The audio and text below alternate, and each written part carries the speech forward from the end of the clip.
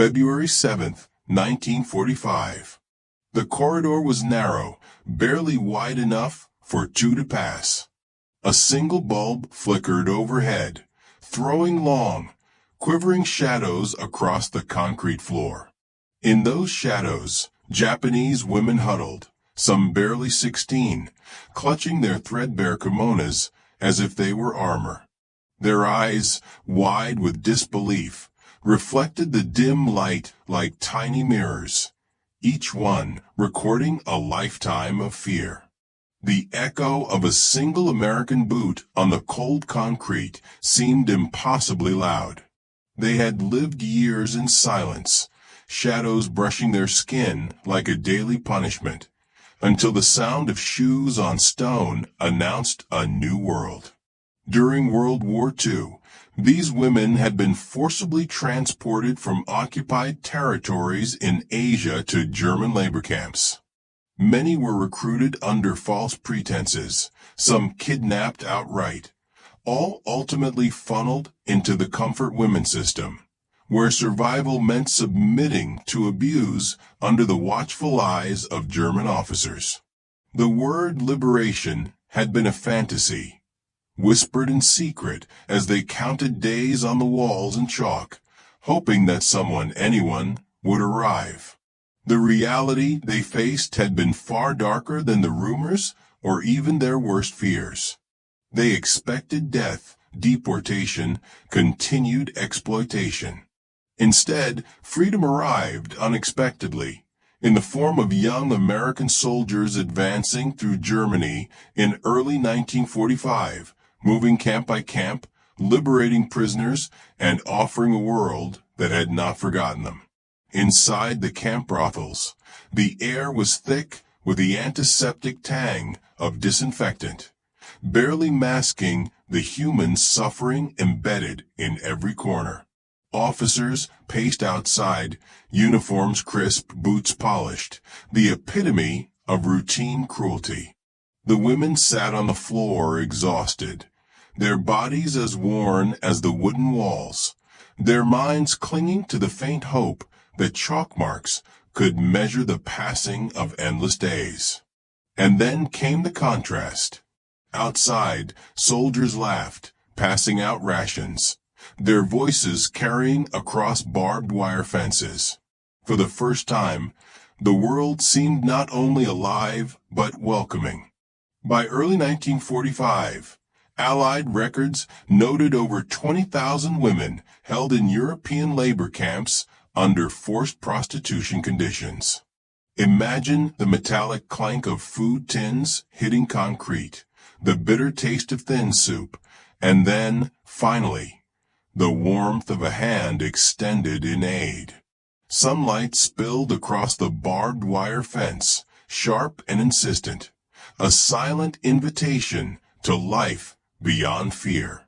Post-war archives, including U.S. Army reports and interviews preserved by the Shoah Foundation, offer glimpses into these moments.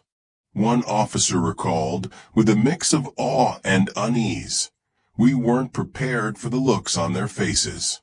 Confusion, fear, and then, for some, hope." A woman might have whispered under her breath, imagining execution rather than kindness, "I thought they would kill me, but they just handed me bread and smiled." Even the liberators were caught off guard.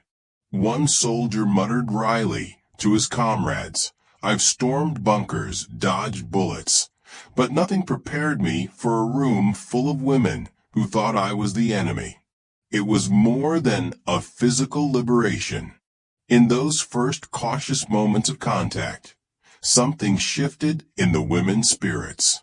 The world of shadows and enforced silence began to crack.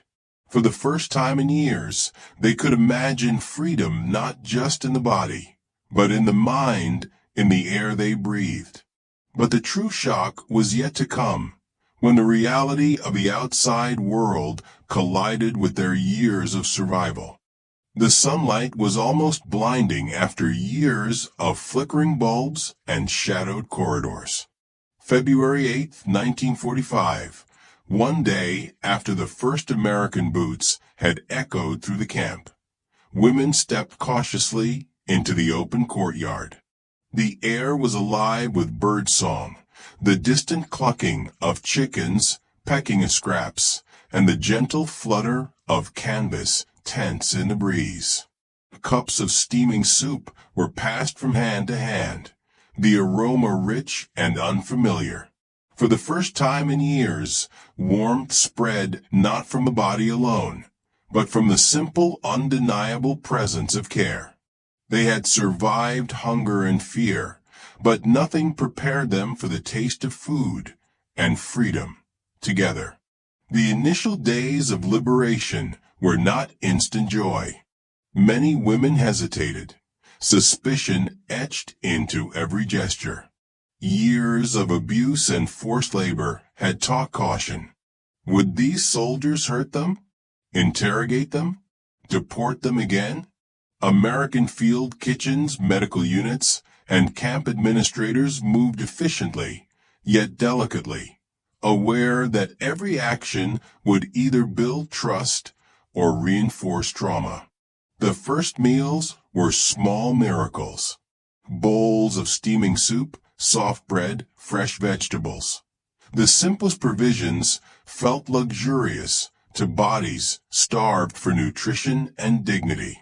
One girl took a square of chocolate and, after inspecting it for poison as if it were a vial of cyanide, laughed aloud at its sweetness, startling both herself and the soldiers. Years of malnutrition met American rations that averaged 1,800 calories per day, enough to slowly restore strength, but still precious enough to savor. Visuals abounded in this quiet revolution. Makeshift gardens springing to life under gentle hands, women washing themselves for the first time in months, sunlight dancing off soap bubbles that floated lazily in the air, illuminating small triumphs in fragile bodies. Historical accounts and post-war interviews capture these moments. Soldiers recorded the reactions in field notes.